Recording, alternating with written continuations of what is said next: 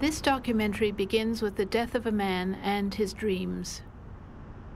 In February 1997, Edmund Yu, a person with a psychiatric history, had an encounter with 3 police officers on a bus in downtown Toronto.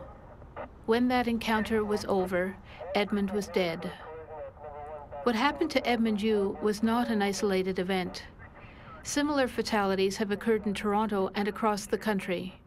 This shooting, though, was highly publicized and raised many questions about how police deal with people in mental health crises. Some questions came from the police themselves and some from the inquest that followed. Some questions came from Edmund's community. Many people in that community refer to themselves as consumer survivors or survivors of the psychiatric treatment system. I had questions too about Edmund's death.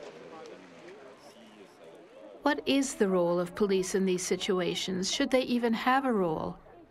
Or should these crises be handled by others, by mental health workers or peer support groups, by people without guns? We've all witnessed the withdrawal of services in health care and housing and social assistance. In recent years, the number of encounters between police and people in emotional crisis has escalated.